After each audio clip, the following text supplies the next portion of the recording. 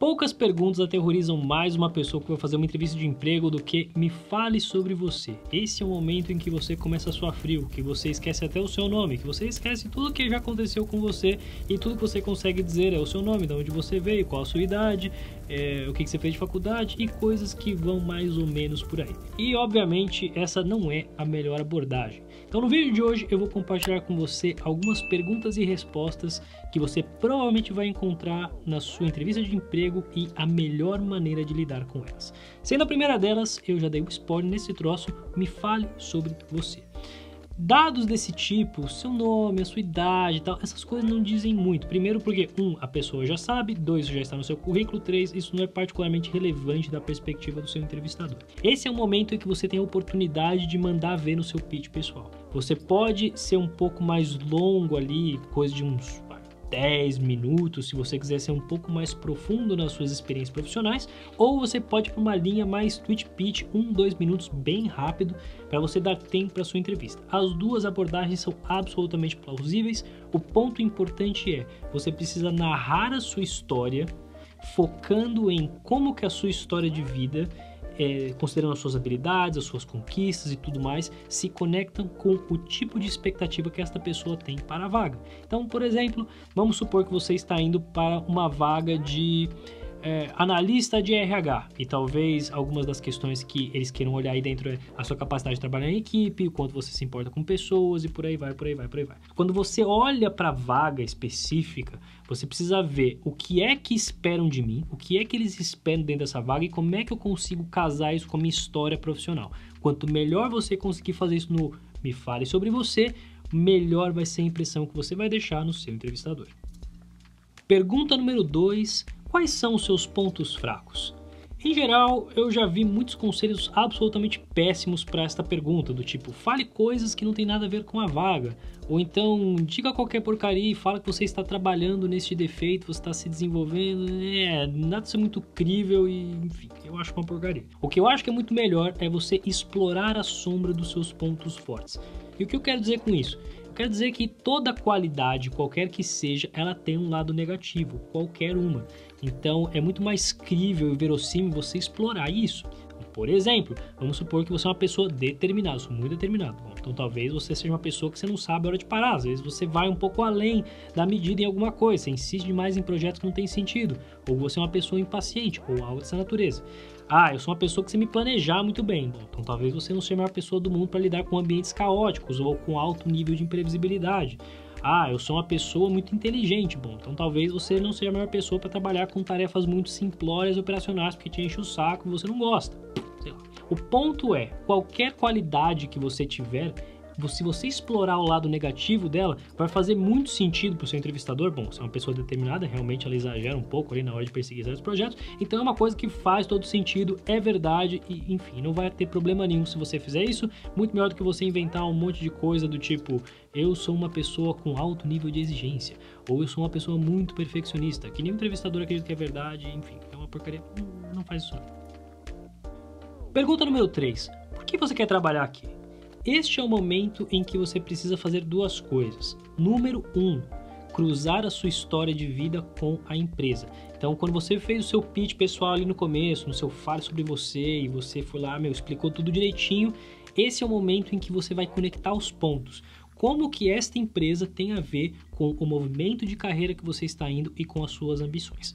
E a segunda coisa que você absolutamente deveria fazer é mostrar que você conhece a empresa. Se você fez a lição de casa e você consegue explicar usando coisas não óbvias sobre a empresa e como isso se conecta com a sua vida, aí o negócio fica bonito. Se você não tem ideia do que fazer, a minha recomendação para você, especialmente se você pegar uma empresa que é de capital aberto, uma SA, entre no site deles e procure a parte de relação com investidores. Na relação com investidores vai ter um relatório anual bem bonito com várias informações muito valiosas sobre o que a empresa tem de tão importante, como ela se vende para os seus investidores e lá você vai conseguir extrair belos insights da empresa. Você também pode usar coisas que dão aquela massageada no ego do seu entrevistador, do tipo, vamos supor que você vai prestar um processo seletivo para a Ambev, você pode falar assim, porque eu quero fazer parte da maior empresa de bebida do planeta, ou alguma coisa desse tipo, que faz a pessoa se sentir bem e tal. É um caminho bom também, se você não conseguiu explorar tão bem as informações, ou então a empresa tem capital fechado, algo assim. Minha recomendação é cruze a sua história de vida com a empresa e tente explorar características da empresa que são singulares, inesperadas e não óbvias. Pergunta número 4. Por que eu devo te contratar? Para essa pergunta, eu vou te dar duas abordagens, uma abordagem mais segura e uma abordagem um pouco mais ousada. A abordagem mais segura é o momento em que você vai cruzar o que a vaga espera, quais são os requisitos da vaga, quais são os objetivos que aquela vaga tem e tudo mais, com a sua história de vida. Então, você poderia dizer alguma coisa do tipo, então, entrevistador, pelo que eu entendi, essa vaga aqui, vocês estão procurando uma pessoa que consiga fazer A, B, C, D, F, G, H. E com base na minha experiência aqui, eu consigo fazer isso, aqui eu consigo fazer aquilo, aqui eu consigo fazer tal outra coisa. Então, você junta os pontos, lindo, maravilhoso, faz todo sentido, te adorei, bora pra dentro. A segunda abordagem, que é uma abordagem um pouco mais ousada, é você reconhecer o óbvio, que é você não tem muito como responder essa pergunta se você parar bem para pensar, porque afinal de contas não é você que está entrevistando os candidatos. Você não sabe se tem candidatos melhores do que você e afinal de contas é muito plausível que isso possa acontecer. Então, o que você pode fazer de uma forma um pouco mais arrojada é inverter o jogo e dizer alguma coisa do tipo, não sei. Eu acho que talvez você encontre vários candidatos excelentes para essa vaga. Eu não posso te garantir que eu sou a melhor pessoa para você contratar. Então, talvez eu devesse perguntar para você, o que é que você está procurando nessa vaga? Qual é o candidato ideal para essa vaga? E aí você inverte o jogo, você começa a colocar o seu entrevistador na defensiva e explicar. Ele vai te dizer o que é importante, o que ele valoriza, quais são algumas coisas que talvez não estejam na descrição da vaga que você pode jogar a seu favor. Como eu te falei, é ousado porque talvez você tenha um entrevistador que não goste muito dessa abordagem e te dê uma resposta mal educada do tipo, quem é o entrevistador sou eu, quem faz as perguntas sou eu, mas ao mesmo tempo você pode causar uma baita impressão neste entrevistador. Então, use por sua conta e risco. Como você se vê daqui a 5 anos?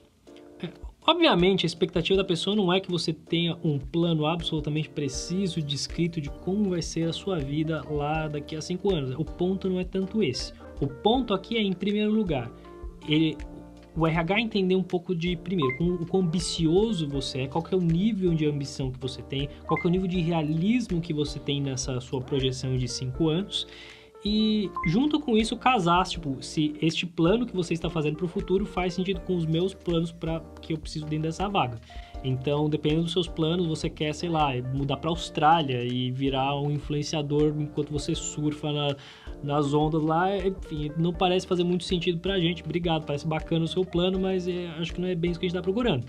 E da mesma maneira, se você tiver um plano que é super mirabolante, altamente complexo, altamente ambicioso, talvez eles fiquem um pouco receosos de te trazer para dentro. Então, não se preocupe tanto com a precisão de como a sua vida vai ser daqui a 5 anos. Preocupe-se em como o meu futuro se conecta com o futuro da empresa. Se você acertar a mão nisso, você vai ser bem sucedido nessa pergunta também. Pergunta número 6, como você lida com reticências, com fracassos, ou com pressão, com uma conquista, com qualquer coisa aí dentro desse troço. Aqui o que o seu entrevistador está tentando é fazer uma análise de competência que ele considera relevante.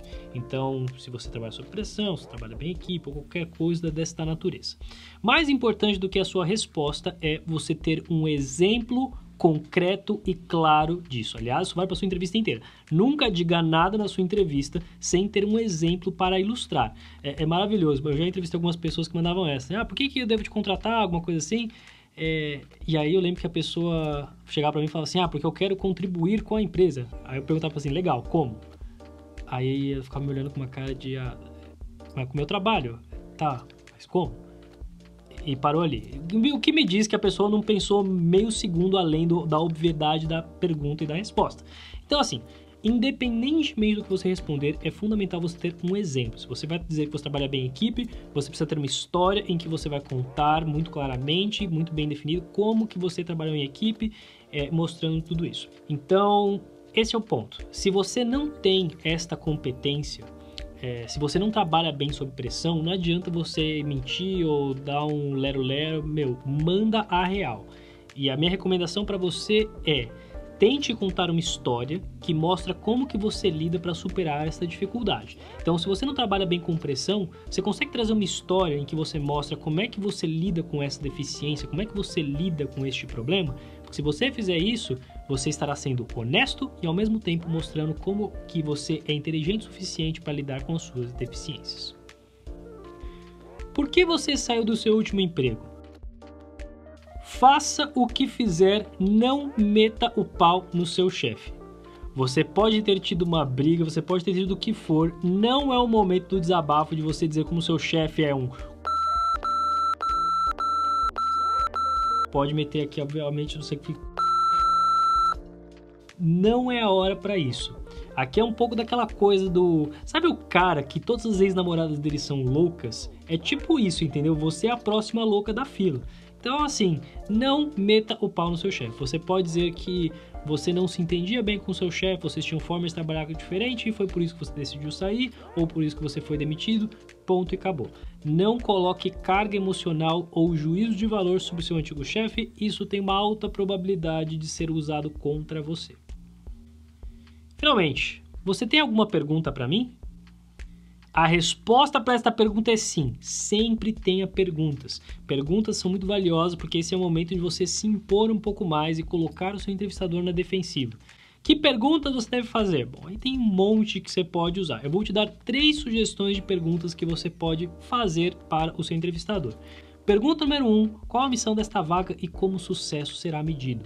Aqui você mostra que você está preocupado com a entrega de resultados, com qual que vai ser o entregável final daquela vaga, o que é sucesso e como é que a gente vai mensurar esse troço. É possível que a pessoa não saiba te responder, mas ainda assim é uma boa pergunta de você fazer.